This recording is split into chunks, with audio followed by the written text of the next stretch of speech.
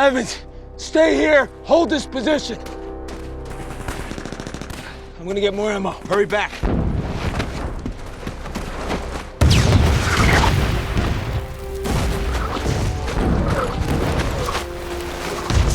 for the 30s!